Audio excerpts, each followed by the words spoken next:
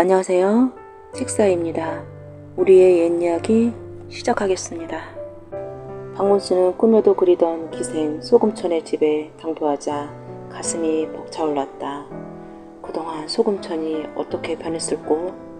박문수와 기생 소금천이 인연을 맺은 것은 벌써 10년 전의 일이었다. 젊은 날에 박문수가 아버지 임지를 따라 진주에 내려갔을 때 알게 된 그들은 한날 한시에 죽자고 맹세까지 할 정도로 서로에 대한 정이 깊었다. 박문수는 10년 전 일이 꿈결같이 느껴졌다. 아버지의 임지가 바뀌면서 한양으로 올라간 후에도 그는 한시도 소금천을 잊은 적이 없었다. 그래서 박문수는 장원급제를 하여 가문의 이름을 널리 알리고 또한 당당히 버스길에 올라 소금천을 만나려는 일념으로 학문에 더욱 힘썼다. 마침내 박문수는 장원급제를 하였고 암행어사에 제수되어 꿈에 그리던 진주까지 오게 된 것이다. 암행을 하는 처지라 박문수의 차림새는 거지와 다름이 없었다. 행색에 걸맞게 밥도 구걸하여 먹었다. 박문수는 소금천의 집 문을 두드리며 외쳤다. 밥 좀 주시오. 불쌍한 사람에게 밥 한 술만 주시오. 박문수가 소리치자 대문이 열리고 머리가 하얗게 샌 노파가 나왔다. 밥을 구걸할 양이면 잘못 찾아왔소. 지금은 찬밥 한 덩이도 없으니 다른 데나 가보시구려. 소금천의 모친이었다. 박문수는 반가운 마음에 방글에 웃었다. 소금천의 모친은 박문수를 바라보다 이상한 듯 고개를 가웃거렸다. 거참 생긴 것이 꼭 박서방님 같이. 혹여 박서방이 맞소? 나를 알아보겠는가? 다행이네 그려.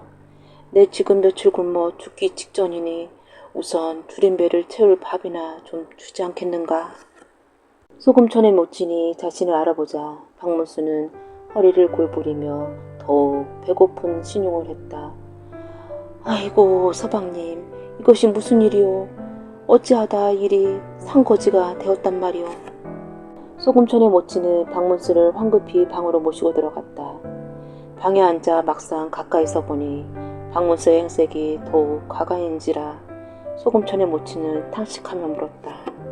아이고 서방님, 이게 웬일이시오? 어쩌다 신세가 이리 처량하게 되셨소? 박문수는 쑥스러운 듯 싱긋 웃으며 대답했다. 다 내가 못난 탓이지. 한양으로 올라가 공부는 아니하고 허구한 날 기생집이다 수전판이다 역시 팔려다녔으니 그러다가 그 많던 가상까지 모두 탕진해버리고 하루아침에 거지가 되어 이곳 저곳을 떠돌아다니다가 여기까지 오게 되었네. 그래도 애정을 생각해 나를 이리 반겨주니 고맙구려. 소금천의 모친은 그런 박문수가 치근해 할 말을 잃고 옷구름으로 눈물만 찍어냈다. 그래, 소금천은 요즘 어찌 지내는가? 네, 본부에 청기장변이 되어 집에는 자주 오지 못하고 있습니다요. 박문수는 적이 실망스러웠다. 10년 만에 소금천을 만나기 위해 왔건만 볼 수 없다니 여간 섭섭한 것이 아니었다. 거참, 보고픈 마음에 내 천리를 마다하고 왔건만. 소금천의 모친은 박문수에게 곧 밥을 지어 올릴 테니 잠시만 기다리라고 이른 뒤 부엌으로 나갔다. 박문수가 이런저런 생각에 잠겨 있으려니 밖에서 소금천의 목소리가 들려왔다. 어머니, 저 왔어요. 아니, 웬일로 이 시간에 들어왔느냐? 아참, 지금 방 안에 박서방님이 와 계신다. 네? 박서방님이요? 혹여 박문수 도련님을 말씀하시는 거예요? 소금천의 목소리가 커졌다. 쉿! 그런데 말이다. 서방님이 폐가망신을 한 모양이더라. 꼴이 상거지 중에 상거지야. 불쌍하지 뭐냐. 사람 팔자는 알 수 없는 것이라더니. 소금천의 모친이 작은 소리로 속삭였다. 뭐라고요? 내 참. 10년 만에 나타났던 사람이 겨우 고집꼴이래요? 연기도 가상하지. 어떻게 그 꼴을 하고 여기 올 생각을 했을까? 소금천의 목소리가 앙칼졌다. 예, 무슨 말을 그리 하노? 그래도 예정을 생각해서 여기까지 너 보러 온 사람 아니냐? 어서 들어가 위로라도 해주거라. 그래도 명색이 내 첫 서방이 아니냐. 어머니도 그런 소리 말아요. 난 그런 사람 모르니 어머니께서 방에 들어가 새 옷이나 꺼내주세요.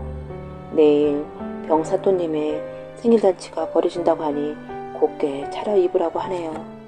새 옷을 입든지 혼옷을 고쳐 입든지 내 알아서 꺼내 입거라. 못된 년 같으니. 소금천의 모치는 딸을 나무라며 부엌으로 들어가 버렸다. 소금천은 한올 수 없이 뿌르통한 얼굴로 방으로 들어갔다. 모녀가 마당에서 나누는 대화를 듣고 있던 박문수는 기분이 상했지만 모른 척 소금천을 반겼다. 소금천이 오구나. 나를 알아보겠느냐? 난 되게 누군지 모르니 아닌 척 마시오. 소금천은 박문수를 본체만치 하고는 옷장에서 옷을 꺼내서 획 돌아서서 밖으로 나가버렸다. 소금천에게서 무안을 당한 박문수는 더 이상 그 집에 있을 필요가 없다고 여기고 밥이라도 먹고 가라는 소금천의 모친에게 인사를 하고 나왔다. 돈을 삭히지 못해 길거리를 한참 배회하던 박문수는 물동이를 일고 가는 한 처녀와 마주쳤다. 처녀는 박문수를 바라보더니 눈이 휘둥그레졌다. 거지를 처음 보시나? 왜 그리 뚫어지게 보는 겐가? 박문수는 화가 난 터라 처녀에게 투명스럽게 쏘아붙였다. 죄송하옵니다. 제가 알고 있는 박서방님이라는 분과 너무나 닮으셨기에 저도 모르게 그만. 박문수는 자신을 알아보는 처녀가 누군가 싶어 그녀의 얼굴을 좀 더 자세히 쳐다봤다. 춘심이 아닌가? 춘심은 동원에서 물 깃는 일을 하는 관비인데 얼굴이 박색인지라 늘 마을 남자들로부터 못생겼다고 놀림을 받았었다. 박문수는 그런 춘심이 불쌍하여 하룻밤을 같이 한 적이 있었다. 하지만 그것도 벌써 10년 전 일이라 그 사실을 까마득히 잊고 있었다. 나를 알아보겠느냐? 박문수가 아는 척하였다. 그럼 진정 박서방이십니까? 그런데 옷차림이... 서방님, 여기서 이럴 게 아니라 유추하지만 저희 집으로 가시지요. 순심은 박문수를 자기 집으로 모시고 갔다. 서방님, 아니 어찌 일이 되셨단 말입니까? 눈물까지 흘리며 묻는 춘심에게 박문수는 소금천의 모친에게 했던 것과 똑같은 대답을 해주었다. 소녀, 서방님이 가신 후 지금까지 정성 들여 기도했거늘 이 무슨 헛된 일이란 말입니까? 우선 시장할 터이니 잠시만 기다리시면 곧 진지를 지어 올리겠사옵니다. 그동안 편히 쉬고 계십시오. 춘심은 정성껏 상을 차려 박문수를 대접하고는 낡고 해진 옷을 벗기고 자신이 직접 지어놓은 새 옷으로 갈아입혔다. 박문수는 춘심의 지극한 마음에 감동하여 어찌할 바를 몰랐다. 밤이 깊어 박문수가 춘심이 깔아준 새 이부자리에 들어누워 탕가노인 이 고을 병사또를 어찌할까 고민하고 있는데 갑자기 밖에서 그릇 깨지는 소리가 들렸다. 깜짝 놀라 방문을 열어보니 마당에서 춘심이가 그릇을 깨고 있었다. 무슨 일이냐? 이 밤에 왜 그릇을 깨는 것이냐? 소녀, 서방님이 떠나신 날부터 지금까지 이 그릇에 정한수를 담아놓고 오직 서방님의 건강과 장원국자 하시기만을 빌고 또 빌었습니다. 하지만 이 모든 일이 헛된 일임을 알았으니 이 그릇이 무슨 소용이 있겠사옵니까? 춘심이 비오듯 눈물을 흘리며 말했다. 내가 장원국자 한 것이 나 혼자만의 힘이 아니었구나. 박문수는 그토록 지극한 춘심의 정성에 감동하였다. 다음날 박문수는 자신의 소임을 다하기 위해 병사또의 상일잔치를 열리는 촉성루로 나갔다. 촉성루에는 주번 거울 수령들을 비롯해 지방 유지들이 모여 기생들과 즐거이 놀고 있었다.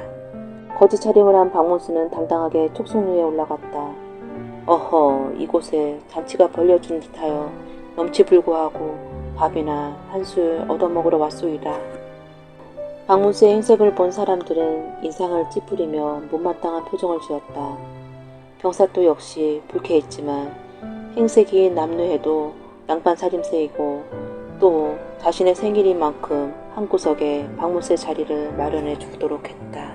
박문수가 구석일지언정 한 자리를 차지하고 앉자 언짢아 하는 것은 주벌 고을 수령이나 지방 유지들만이 아니었다. 병사도 옆에 있던 소금천도 불쾌한 얼굴로 박문수를 노려보더니 이내 표정을 바꾸어 자중의 손님들에게 술잔을 돌리기 시작했다. 소녀가 한 잔 올릴 것이니 기분들 푸시고 즐거이 노시어요. 잠시 후 박문수 앞에도 상이 차려졌는데 보기에 민망할 정도로 보잘것없는 음식들만 놓여 있었다. 어허, 누구 상에는 산의 진미가 가득하거늘 어찌하여 이 상은 변보지 못한 것들만 있단 말인가. 같은 양반도 이리 푸대접하는데 편민들 대접은 오죽할꼬. 박문수가 모두가 들을 정도로 큰 소리로 말했다. 아니 저놈이 남의 잔치에 와서 못하는 말이 없구나. 왜 내가 말을 잘못하였소? 아니 그래도 저놈이 여봐라 당장 저놈을 내치거라. 병사또가 화를 내며 벌떡 일어나 소리쳤다. 내려가긴 누가 내려간단 말이오. 그렇게 내려가기를 원한다면 사또라 내려가시구려. 여봐라. 박문수 고함소리에 주변에 매복해 있던 포졸들이 함성을 지르며 달려나왔다. 어사 출두요. 암행어사 출두요. 병사또의 생일잔치는 삽시간에 난장판이 되었다. 잠시 후 박문수는 탄관오리인 병사또를 하옥한 후 한양으로 압송케 하고 사또와 결탁하여 백성들의 등골을 빼먹는 지방 유주들도 제과에 따라 형벌을 내렸다. 그는 또한 소금천을 악덕한 여인이라 하여 곤장을 치게 하였고 그의 모칠에게는 사람의 도리를 아는 여인이라 하여 상을 내렸다. 잠시 후 포졸들이 춘심을 데리고 왔다. 박문수는 그녀에게 달려가 손을 잡고는 자신의 옆에 앉혔다. 이 광경을 본 사람들이 놀라 입을 다물지 못하자 박문수는 그간의 일을 설명해 주었다. 이 여인이라말로 부덕을 아는 진정한 여인이로다.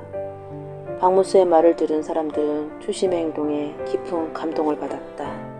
그는 춘심의 신분을 관비해서 편민을 올려주고 후한 상금을 주어 편히 지낼 수 있게 해주었다. 일을 마친 박문수는 또다시 유독의 옷을 걸치고 암행의 길을 떠났다.